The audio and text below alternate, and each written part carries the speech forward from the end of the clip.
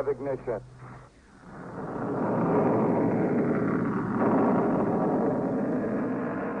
The story is we were on the way home. My job on the lunar surface was roughly complete since I was responsible for the lunar module itself and for the lunar surface exploration science. And so I was essentially a systems engineer on a well-functioning spacecraft on the way home. And so I had a little more time to look out the window than the other guys did. And we were in the position on the way home. We were oriented perpendicular to the ecliptic. That's the plane that contains the Earth, the Moon, and the Sun. And we were rotating.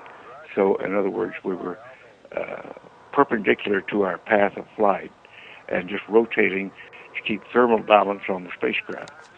And what that allowed to have happen was every 2 minutes as we rotated, a picture of the Earth, the Moon, the Sun, and a 360-degree panorama of the heavens appeared in the spacecraft window as I looked. And from my training in astronomy at both Harvard and MIT, since I'd taken courses in astronomy there, I realized that matter in our universe was created in star systems. And thus the molecules in my body and the molecules in the spacecraft and the molecules in my partner's bodies were prototyped or manufactured in some ancient generation of stars.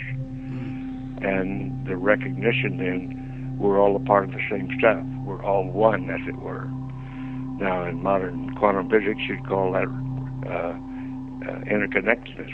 It triggered this experience of saying, wow, those are my stars, my body is connected to those stars. And it was accompanied with a deep ecstatic experience, which continued every time I looked out the window all the way home. And so this wasn't an intellectual insight, but a full-body experience. It was a whole-body experience. And when I got home, I wanted to find out what did this mean. I'd never had such an experience. So I started digging through the science literature, and I couldn't find anything. And so then I appealed to some anthropologists over at Rice University near the Space Center. Said, please help me try to understand what was going on here. And so they came back to me a short time later and pointed out to me in the Sanskrit what's called samadhi, which is an experience of seeing things in their separateness, but you experience them as a unity accompanied by ecstasy. And I said, well, yes, that's exactly the type of experience that I had.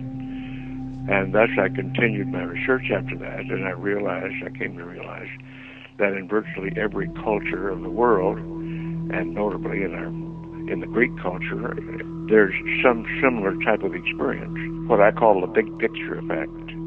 In other words, you see things in a larger context than you saw them before, and that tends to expand your awareness, and you try to fill in some of the blanks because you're seeing a larger picture than you ever saw before.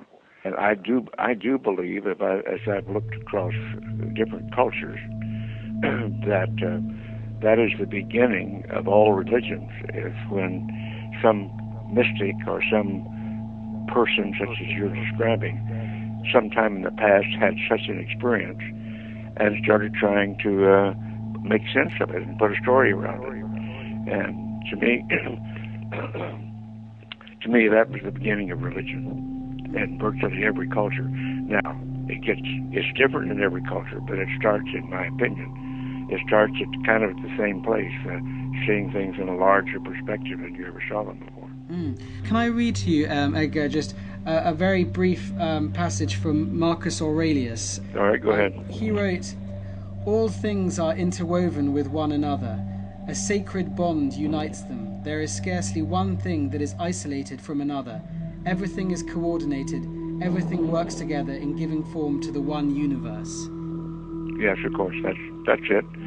And from what we know in modern quantum mechanics, that entanglement at the molecular, the atomic, and the molecular level is precisely what is being talked about here, although they didn't have a science to talk about it back in those days. We now have a science, it's called quantum science, and with the properties of non-locality and entanglement, which says that everything is totally entangled in this way. How did this experience change you in the weeks and months and years after you came back to Earth? Well, I'll use our word here, I am a die-hard peacenik. I think war and the fact that we kill each other over whose God is the best God and over border disputes is absolutely an abomination and is not civilized behavior at all. It is an outgrowth of the old big animals eat the little, big fish eat the little fish of a primitive existence. And we humans have to grow past that. So have other astronauts had comparable experiences? Yeah, well, not necessarily exactly the same, but comparable. That is absolutely right. A wow, let's say a wow at seeing Earth in the larger scheme of things. And we have talked about it over the years, and there's even been a book in English written called The Overview Effect by Frank White, which essentially describes all of our different experiences, and in general, he called it the overview effect. I call it the big picture effect. It's the fact of seeing Earth in a larger perspective. We have all said over the years, if we would get our political leaders to have a summit meeting in space, life and the politics on Earth would be markedly different, because you can't continue living that way once you have seen that larger picture. Did astronauts ever look out onto the huge expanse of space and feel that actually it's a rather intimidating, cold and a hostile place? Well, in one sense you can say that, but as I said, the author Frank White interviewed all of us, and he said they've all had some sort of experience. I'm calling it the overview effect.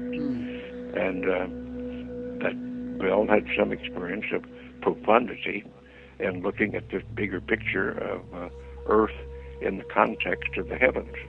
Do you think that cosmology and astronomy can help make a person a bit more detached and relaxed about their own individual problems? Do you think that getting that bigger picture can make one more detached? Well, I think it always has. The more we know, the more we understand the context of Earth and the heavens and our whole situation of reality, I think the more comfortable we can come with it. That's a knowledge. Knowledge has always done that, in my opinion. That knowledge frees us up. But could it be that the universe is so enormous, the Earth is so tiny, and our lives are so tiny in comparison, that really one could feel that they were just absurd? I mean, it could have a kind of, Well, you can, but I don't think people have had that. What they see is an amazement of you're seeing yourself as very tiny in the larger picture, but there's a certain amazement that goes with grasping that larger picture. And I know that all of the men that have gone into space, one thing they agree on is that we would like to have our politicians and our leadership out there having that look, because it does change your perspective about things. It pulls you together. And I suppose we might see within not too many years the ability for ordinary people to be taken into space. Do you think that will have an impact on how humans think? Well, I think so. It always has. That's what I say, this big picture effect. The amazement of seeing things in a larger context always seems to do something rather profound to the way we observe and interpret life.